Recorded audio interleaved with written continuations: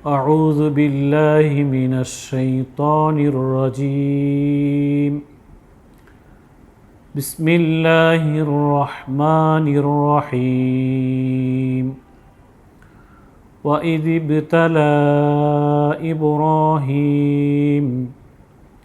إبراهيم ربه بكلمة فأتمهن قال إني جاعلك للناس إماما قال ومن ذريتي قال لا ينال عهد الظالمين صدق الله العظيم।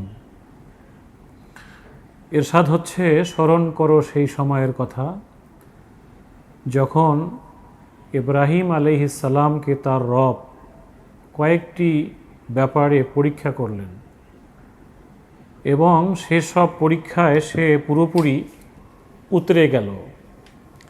তখন তিনি বললেন, আমি তোমাকে সকল মানুষের নেতার পদে অধিষ্ঠিত করব। ইব্রাহিম আলাইহিস সালাম বললেন,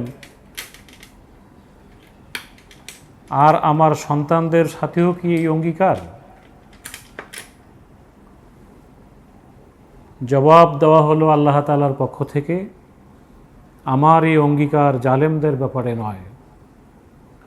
সাদাকাল্লাহুল আযীম। সম্মানিত দর্শক শ্রোতা, আমি আপনাদের সামনে পবিত্র কোরআন মাজিদের সূরা বাকারার 124 নম্বর আয়াত তেলাওয়াত করেছি। আল্লাহ রাব্বুল আলামিন এই আয়াতটিতে সাইয়েদনা ইব্রাহিম আলাইহিস সালাম সম্পর্কে যে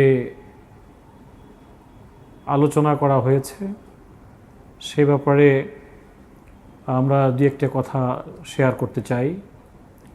আমরা এমন এক সময় এই আয়াত থেকে কথা বলছি যখন ঈদুল আজহার চাঁদ দেখা গেছে, সারা পৃথিবীর মুসলিম উম্মাহ কোরবানির ঈদ উদযাপন করার জন্য প্রস্তুতি নিচ্ছেন।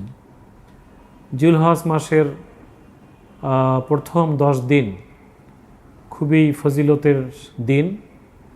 এই দিনগুলোতে মুসলিম উম্মাহ ইবাদত বন্দেগীর অনেক প্রস্তুতি নিয়ে থাকেন। আমরা আজকে পবিত্র কোরআনের ইব্রাহিম আলাইহিস সালাম এবং আল্লাহ তাআলা তাকে কি বিষয়ে পরীক্ষা নিয়েছিলেন এই বিষয়ে একটা আয়াত তেলাওয়াত করেছি। এই আয়াতটির সাবজেক্ট হলো, জনপ্রতিনিধি বা ইমাম হতে চাইলে পরীক্ষা দিতে হয়। আর যারা জালেম, যারা স্বৈরাচার, তারা জনপ্রতিনিধি হতে পারে না, তারা স্বৈরাচার হতে পারে। এই বিষয়টিকে নিয়ে আমরা দু একটি কথা বলতে চাই। আল্লাহ তাআলা বললেন, ওয়াইদ ইবতালা ইব্রাহিম, যখন আল্লাহ তাআলা ইব্রাহিম আলাইহিস সালামের পরীক্ষা নিয়েছিলেন। রব্বুহু, ইব্রাহিম আলাইহিস সালামের রব, তার ব্যাপারে তাকে পরীক্ষা নিয়েছিলেন। বেকালিমাতিন, কিছু ব্যাপারে, কিছু ইস্যু নিয়ে, কিছু ইভেন্টে আল্লাহ তাআলা ইব্রাহিম আলাইহিস সালামের পরীক্ষা নিয়েছিলেন। ফা আতাম্মাহুন্না, ইব্রাহিম আলাইহিস সালাম সকল পরীক্ষায় 100% নম্বর পেয়ে পাশ করেছিলেন। সুবহানাল্লাহ। আল্লাহ তাআলা এই পরীক্ষায় পাশ করার কারণে ইব্রাহিম আলাইহিস সালামকে বললেন, ইন্নী জাইলুকা লিন-নাসি ইমামা, আমি আপনাকে বিশ্ব মানবতার ইমাম বানাতে চাই, জনপ্রতিনিধি বানাতে চাই, মুসলিম মিল্লাতের পিতা বানাতে চাই। ক্বালা ওয়া মিন যুররিয়াতি, ইব্রাহিম আলাইহিস সালাম আল্লাহ তাআলাকে বললেন যে এই ওয়াদা, এই ঘোষণা, এটি কি আমার সন্তানদের ক্ষেত্রেও? ক্বালা লা ইয়ানালু আহাদিজ জালিমিন, আল্লাহ তাআলা বললেন যে যারা জালেম তাদের ব্যাপারে আমার এই ওয়াদা নয়। এই আয়াতটি থেকে আমরা যে বিষয়টা জানতে পারি যে আমরা যারা আজকে পৃথিবীতে বসবাস করছি, আমরা একটি স্বপ্ন দেখি যে পৃথিবীতে আমরা নেতৃত্বের আসনে আসীন হব। আল্লাহ তাআলা সূরা ফুরকানের শেষ রুকুতে বলেছেন, রব্বানা হাব লানা মিন আজওয়াজিনা ওয়া যুররিয়াতিনা কুররাতা আয়ুনিন ওয়াজআলনা লিল মুত্তাকিনা ইমামা। আল্লাহ তাআলা মুসলিম উম্মাহকে, বিশ্ব মানবতাকে ডাক দিয়ে বলেছেন যে তোমরা দোয়া করো আমার কাছে যে রব্বুল আলামিন আমাদের পরিবারের মধ্যে আমাদের স্ত্রীরা, আমাদের সন্তানেরা, এদেরকে এমনভাবে তৈরি করে দাও যাদেরকে দেখিলে আমাদের চক্ষু শীতল হয়, যাদের প্রত্যেকটা কার্যক্রম দেখে যেন আমাদের চোখ জুড়িয়ে যায়, আর এদেরকে মুত্তাকিনা ইমামা, মুত্তাকিদের ইমাম হিসাবে কবুল করো। তো মুত্তাকিদের ইমাম হওয়াটা আল্লাহ তাআলা টার্গেট, যে আল্লাহর এই বান্দারা পৃথিবীতে নেতৃত্বের আসনে আসীন থাকবে। এবং সূরা বাকারাতেও আল্লাহ তাআলা আদম আলাইহিস সালামকে সেজদা করে বললেন, ইন্নী জাইলুকা, আমি পৃথিবীতে প্রতিনিধি প্রেরণ করতে চাই। এবং ফেরেশতারা তখন তার জবাব দিয়েছিলেন যে এরা পৃথিবীতে ফিতনা ফাসাদ করবে, দাঙ্গা হাঙ্গামা করবে, আমরা তো আপনার তাসবিহ করছি। তখন আল্লাহ তাআলা বললেন যে ইন্নী আ'লামু মা লা তা'লামুন, আমি যা জানি তোমরা সেটা জানো না। তো আল্লাহ তাআলার জানাটা পৃথিবীর কেউ জানে না।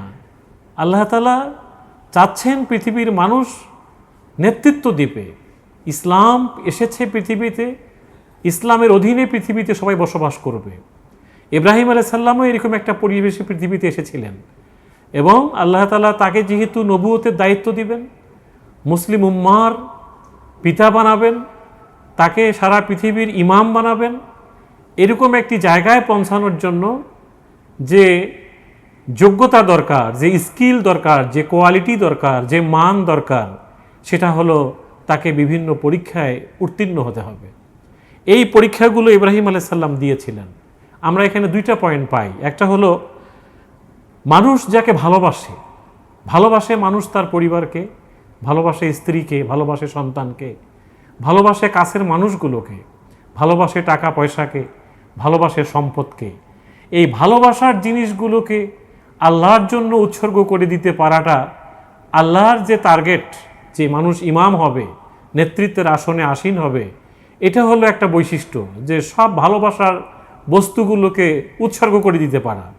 আর একটা হলো মানুষ যেগুলোকে ভয় পায়, ভয় পাওয়ার জিনিসগুলো কি? বিপদ আপদ, নানান ধরনের জেল জুলুম, ফাঁসি, এরপরে গুম হয়ে যাওয়া, এরপরে গুলির মুখে দাঁড়িয়ে থাকা, কামানের মুখে দাঁড়িয়ে থাকা, নিজেকে বিপদ আপদে নিজের বুককে শত্রু বাহিনীর সামনে এগিয়ে যাওয়া, এটি একজন দায়িত্বশীলের পক্ষে খুবই কঠিন কাজ।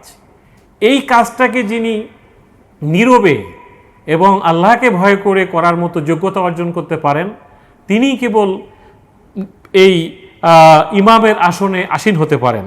বিপদ আপদ এবং ভয়ের প্রতিটি বিষয়কে যিনি বরণ করে নিতে পারেন, আর ভালোবাসার বিষয়গুলোকে যিনি উৎসর্গ করতে পারেন। তো এই ক্ষেত্রে পৃথিবীতে আল্লাহ তাআলা ইব্রাহিম আলাইহিস সালামকে যে সমস্ত বিষয়ে পরীক্ষা করেছিলেন, সকল বিষয়ে ইব্রাহিম আলাইহিস সালাম ভালোবাসার বিষয়গুলোকে উৎসর্গ করার 100% নম্বর পেয়ে তিনি পাশ করেছেন। আবার বিপদ আপদকে একেবারেই কোনো ধরনের হেজিটেশন ছাড়াই তিনি এটাকে বরণ করে নিতে পেরেছিলেন যিনি। এ কারণেই আল্লাহ তাআলা কোরআনের বিভিন্ন জায়গায় তাকে বলেছেন যে তুমি সকল পরীক্ষায় যেহেতু পাশ করেছ, আমি তোমাকে পৃথিবীর ইমাম বানাতে চাই। তো এই পাশ করা পরীক্ষাগুলো থেকে যিনি উত্তীর্ণ হলেন, সেই ইব্রাহিম আলাইহিস সালাম আল্লাহ তাআলাকে বললেন, ইয়া রব্বুল আলামিন, তুমি যে আমাকে পৃথিবীর নেতৃত্বের আসনে আসীন করতে চাচ্ছ, এই ঘোষণা কি আমাদের সন্তানদের জন্যও? তার মানে পরবর্তী প্রজন্ম যারা পৃথিবীতে আসবে তাদের জন্য কি এই ঘোষণা? আল্লাহ তাআলা বললেন যে না, যারা এই নেতৃত্বের আসনে আসীন হতে চাবে, জনপ্রতিনিধি হতে চাবে, মানবতার সেবক হতে চাবে, তাদেরকে যুগে যুগে ধাপে ধাপে বিভিন্ন পদে পদে তিলে তিলে তাকে পরীক্ষা দিয়ে উত্তীর্ণ হতে হবে। যারা পরীক্ষা না দিয়েই মানুষের উপর জুলুম করবে, স্বৈরাচারী মানসিকতার দেখিয়ে যারা মানবতার উপরে জুলুম করে, মানবতাকে যারা স্বৈরাচারী মানসিকতা করে মানুষের উপর নির্যাতন করবে, তাদের জন্য আমার এই ঘোষণা না। তার মানে যারা যুগে যুগে পথভ্রষ্ট, ইহুদিরা, মুশরিকরা এবং এদের অনুসারীরা, এদের ব্যাপারে আল্লাহ তাআলা বলছেন যে এদের জন্য আমার এই ঘোষণা নয়। তাহলে আসুন আমরা সামনে আলোচনা করব ইব্রাহিম আলাইহিস সালাম কী পরীক্ষা দিয়েছিলেন, কোন পরীক্ষায় তিনি পাশ করেছিলেন, কি কারণে আজকে তিনি নেতৃত্বের আসনে আসীন হয়েছেন। এই বিষয়গুলো জেনে আমাদেরকে কোরবানি দেওয়া উচিত, কোরবানির প্রস্তুতি নেওয়া উচিত, এবং আমাদের সেই পরীক্ষায় আমরাও যাতে মুখোমুখি হলে আল্লাহ তাআলা যেন আমাদের পাশ করার মতো যোগ্যতা অর্জন করার তৌফিক দেন, সেরকম অ্যাটিটিউড নিয়ে আমাদের সামনে এগিয়ে যাওয়া উচিত। আল্লাহ তাআলা আমাদেরকে সে পথে এগিয়ে যাওয়ার তৌফিক দান করুক। ওমা তৌফিক ইল্লা বিল্লাহ। আসসালামু আলাইকুম ওয়া রাহমাতুল্লাহ।